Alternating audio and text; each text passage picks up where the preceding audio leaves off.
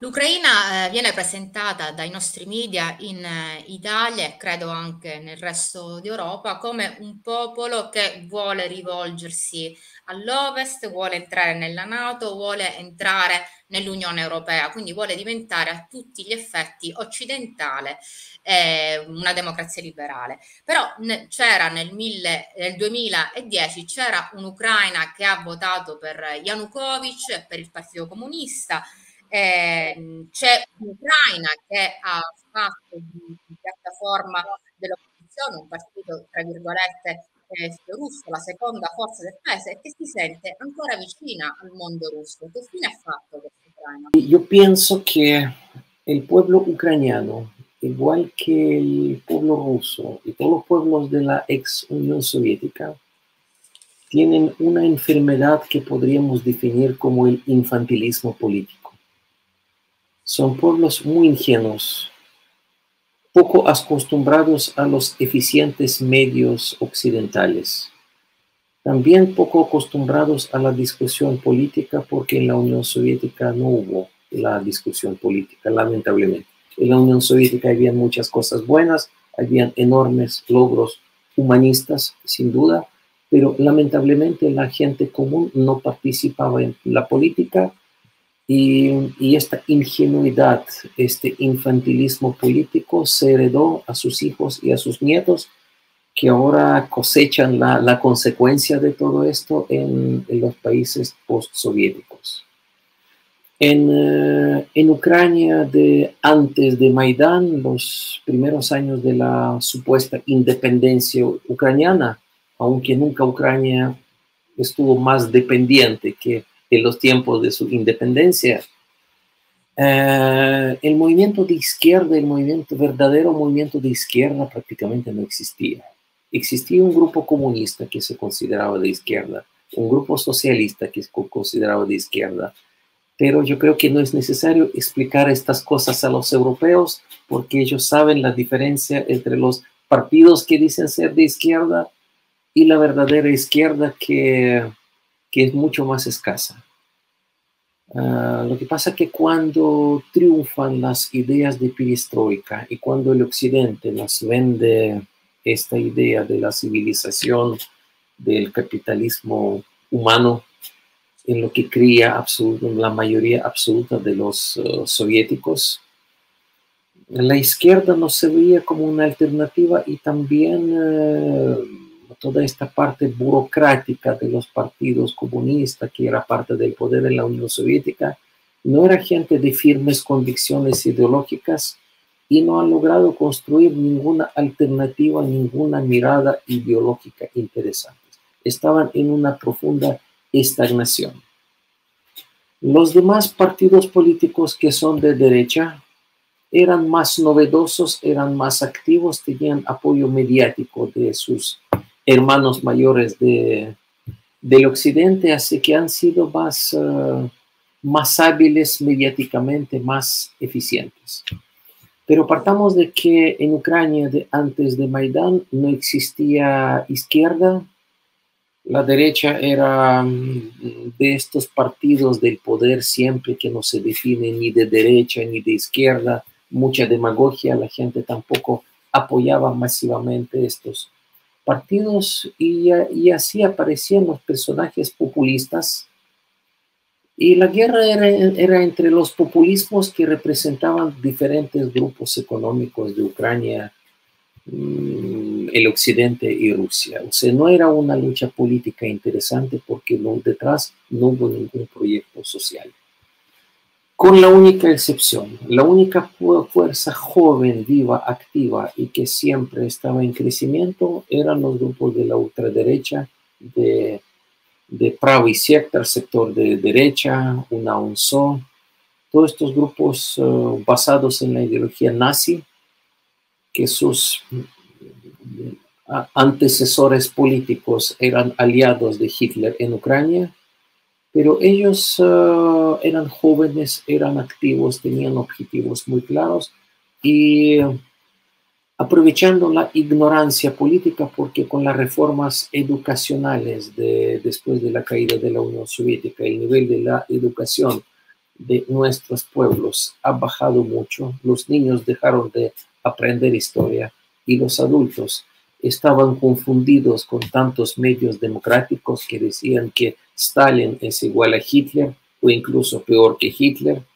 que el comunismo y fascismo es prácticamente lo mismo y todo esto. La gente estaba profundamente confundida y por eso votaba no por el mejor postor, sino por el mejor impostor. No sé si entiende esto en italiano, pero fue una situación muy triste, muy dramática y muy compleja.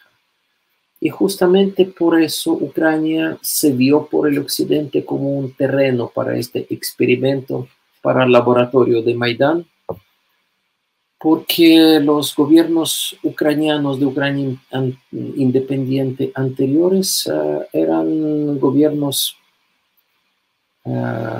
oligárquicos, capitalistas, burocráticos, que no tenían absolutamente nada que proponer al pueblo ucraniano, pero no eran locos y no querían guerra con Rusia. Todo lo contrario, ellos conservaban ciertas relaciones económicas y todo tipo de relaciones con Rusia porque entendían perfectamente que es el mismo pueblo, que la economía ucraniana depende absolutamente de la economía rusa y cualquier movimiento brusco significaría un desastre. Para eso había que organizar un golpe de Estado, el Maidán, y llevar al poder las fuerzas radicales ultranacionalistas en alianza con ultraneoliberales que podían destruir toda esta realidad y resetear toda la historia ucraniana, porque después, a través de los medios bajo su control, a través del Servicio de Seguridad Nacional, SBU ucraniana, bajo completo control de la CIA, reformatear todo el discurso, decir que Ucrania no tiene nada que ver con Rusia, que los rusos ni siquiera son esclavos, son unos salvajes todos, y nosotros son parte de la humanista, ilustrada y desarrollada Europa. Este era el discurso y siento que en gran medida lo han logrado. Però ecco, Zelensky a partire dallo scorso maggio ha messo fuori legge tutti i partiti di opposizione, quindi anche i partiti di sinistra, ad esempio il Partito Comunista. Qual è adesso la situazione dei membri di questi partiti e se vengono perseguitati? Decir que son perseguidos, Clara, es no decir nada, son cazados, es una cacería de los seres humanos en todo el país. Por suerte, el gobierno ucraniano es muy corrupto, sus organismos de seguridad son muy corruptos, cazando a la gente para meterla presa para que no salgan nunca más, asesinando a la gente. Ellos no olvidan de su interés personal y muchos se logran salvar pasándole toda la plata que tienen o vendiendo el carro, por ejemplo, y pasando la plata. O sea, se hacen este tipo de arreglos. O puedo decir que aunque las leyes ucranianas prohíben la salida de los hombres menores de 60 años del país, porque necesitan a toda la población masculina ucraniana como carne de cañón, los ciudadanos ucranianos que tienen entre 5 y 7 mil dólares para pagar, pueden pagar arriesgando todo y por esta plata se puede salir ilegalmente del país. Muchos han salido así, pero acordemos que 5 o 7 mil dólares en Ucrania es muchísimo dinero, porque Ucrania, mucho antes de la guerra, ya fue reconocido como el país más pobre de Europa, donde la situación se empeoraba. Pero la cacería de brujas, las persecuciones políticas en Ucrania empezaron muchísimo antes. Y curiosamente, con el gobierno de Poroshenko, que parecía más nacionalista, más duro, más partidario de la guerra, era mucho más suave, era mucho más blando que con el gobierno de Zelensky, que se perfilaba como presidente de la paz. O sea, los ucranianos votaron primero por Poroshenko en las elecciones porque Poroshenko prometió la paz y una solución pacífica del conflicto en Donbass. Poroshenko no cumplió nada, se convirtió en partidario de la guerra y después aparece Zelensky criticando a Poroshenko por ser guerrerista, se presenta como presidente de paz y por eso los ucranianos obviamente en gran masa votan por Zelensky. Yo creo que con Poroshenko quizás esta guerra no sería tan posible o no sería tan fácil, porque a diferencia de Zelensky, Poroshenko es un político mucho más experimentado y tenía sus propias ideas y tenía sus propias opiniones. A cambio, Zelensky es una marioneta 100%, es una tabula rasa que podía ser llenada con cualquier discurso y ahora es manejado 100% por los que deciden los destinos de Ucrania. El pueblo ucraniano ya a partir de la elección de Zelensky con cierre de los medios de comunicación, ni siquiera independientes, ni siquiera de izquierda, sino todos los medios de comunicación que se atrevían a criticar al gobierno, el pueblo ucraniano ya no tenía ningún canal legal, ningún canal para pronunciarse, para cambiar su poder y todo. La democracia ucraniana es tan falsa como la democracia colombiana en la época del presidente Uribe. Es un clarísimo circo que muchos que dicen ser de izquierda en Europa no quieren ver. Yo no creo que no quieren ver. Creo que lo saben perfectamente. Estamos hablando de una trampa, de un cinismo sin límites, porque decir que en Ucrania y en Rusia hay grupos fascistas en todos los países, no es cierto esto. Yo ahora vivo en Rusia. Aquí no hay grupos fascistas ni en la calle ni nada. Incluso aquí la propaganda del fascismo es perseguida y al cambio los grupos de izquierda están actuando con bastante libertad. No son fuertes, pero no hay persecuciones políticas comparables con lo que está pasando en Ucrania. En Ucrania, si tú salías con ose martillo en una chapita, en un gorrito y todo, primero te podían moler a palos en la calle los paramilitares ucranianos de los grupos nacionalistas. Y después te metían a la cárcel porque había una ley que prohibía la propaganda de comunismo y fascismo, con la diferencia que por un ose martillo o la bandera roja te meten a la cárcel. Y gran parte, no todos, pero gran parte de los militares ucranianos, gran parte de los activistas políticos ucranianos ahora están abiertamente usando las esvásticas y las banderas con simbólica de SS, aparte de la destrucción de todos los monumentos a los soldados soviéticos que liberaron Ucrania del fascismo. Así que no ver esto es un cinismo sin límites. Y Clara, volviendo un poquito a tu pregunta, que a mí también me preocupa mucho, de por qué, dónde está Ucrania antinazi, dónde está Ucrania que estaba a favor de buena relación con Rusia. Yo creo que esta Ucrania existió antes de la guerra, era más que la mitad de la población, a pesar del lavado del cerebro, a pesar de un discurso antirruso 24 horas al día. No era discurso anti-Putin, era discurso antirruso. Eso es importante subrayar. Yo creo que ahora están perseguidos simplemente. ¿Quién en Ucrania ahora puede expresar sus ideas libremente? Por otra parte, toda la Ucrania prorrusa no esperaba que Rusia iba a empezar primero. O sea, era una sorpresa para todos nosotros. Así que muchos estuvimos las primeras semanas en un shock, porque una vez más nos equivocamos en nuestros pronósticos, una vez más no se cumplió nada de lo que pensábamos y muchos se sintieron engañados o traicionados, todo esto, los ucranianos prorrusos y todo esto. Y además cuando tú estás viviendo en situación de la guerra, cuando del otro lado llegan misiles, cuando la guerra es guerra, hay víctimas civiles, pasa todo esto, los reclutados al ejército ucraniano jóvenes se mueren en esta guerra. Claro que la gente está tomada por sus sentimientos y yo no puedo juzgar a la gente por eso. Se entiende perfectamente. Pero viviendo en Rusia yo puedo testificar que aquí en Rusia nadie está celebrando esto. Es muy, muy, muy doloroso para los rusos porque aquí en Rusia la gran mayoría de las familias, de las personas, tienen familiares, tienen amigos en Ucrania. Es un dolor absoluto para todos nosotros. Por otra parte, nosotros entendemos que el fascismo del gobierno de Zelensky no es algo inventado, eso es real. Y si Rusia realmente no hace algo, yo no sé qué más se podría hacer. No me gusta la guerra, pero yo no sé qué más se podría hacer en estas situaciones reales.